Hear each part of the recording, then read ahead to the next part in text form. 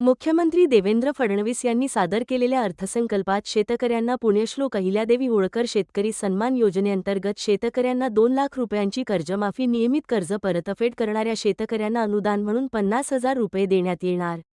गोपीनाथ मुंडे अपघात योजनेत शेतकऱ्यांबरोबरच मजुरांनाही लाभ मिळणार. विविध योजनांना मंजुरी देत विकसित महाराष्ट्र करण्याचा अर्थसंकल्प सादर केला असल्याची प्रतिक्रिया भाजप नांदेड उत्तर जिल्हाध्यक्ष किशोर देशमुख यांनी एसके मराठी न्यूज चॅनलशी बोलताना दिली.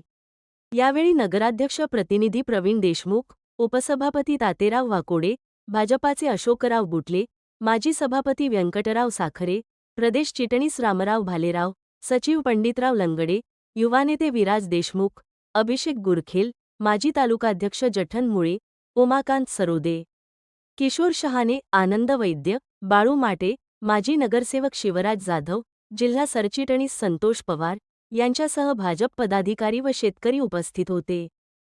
राज्याचे लाडके मुख्यमंत्री देवेंद्रजी फडणवीस साहेबांनी ऐतिहासिक असा अर्थसंकल्प मांडलेला आहे. त्याला ऐतिहासिक म्हणण्याचं कारण असं की मुख्यमंत्री अर्थमंत्री म्हणून पहिल्यांदाच अर्थसंकल्प मांडत आहेत आणि सर्वात आनंदाचा म्हणजे कुठल्याही निवडणुकीची पार्श्वभूमी नसताना आज शेतकऱ्यांसाठी 2 लाखापर्यंत कर्जमाफीची घोषणा जी केलेली आहे त्याचा आनंद उत्सव आज अर्धापूरमध्ये शेतकरी, भारतीय जनता पार्टी आणि मित्र पक्षाच्या सर्व लोकांनी म्हणून केलेला आहे. देवेंद्रजीबद्दल बोलताना, फडणवीस साहेबांबद्दल बोलताना जे बोलतात ते करतात, म्हणूनच ते महाराष्ट्राच्या जनतेला भावतात. आणि आजची ही जी ऐतिहासिक कामगिरी, आजची जी ऐतिहासिक कर्जमाफी आहे ती शेतकऱ्याला दिलासा देणारी आहे, सुखवणारी आहे. पण भारतीय जनता पार्टीनं निवडणुकीत विधानसभेच्या दिलेलं आश्वासन पूर्तीचं आहे.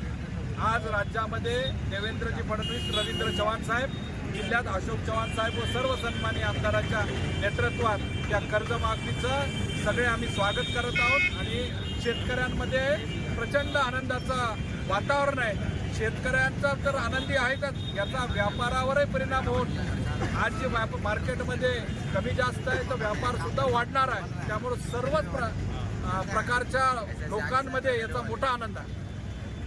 अडचणीत असलेला शेतमजूर, प्रीमियम भरता येत नाही, माहिती नसते, या शेवटच्या माणसाचा अंत्योदय हा भारतीय जनता पार्टीचा आत्मा आहे, वैचारिक आत्मा आहे. शेवटच्या माणसाला सुद्धा विमा मिळाला पाहिजे. दुर्दैवाने जर त्याच्या कुटुंबाच्या प्रमुखावर काही झालं, एखाद्या सदस्याला जर काही झालं तर तो आघात सहन करता यावा म्हणून विमा दिलेला आहे. आणि निश्चितपणे तो असंघटित कामगारांना, शेतमजुरांना फायदेशीर आहे. म्हणजे याचा निश्चित सर्वसामान्य जनतेला लाभ होईल.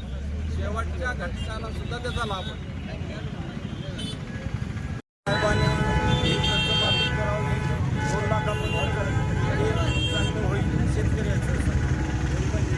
म्हणजे शेतकऱ्याला लाभ होईल कर्जमाफीचा.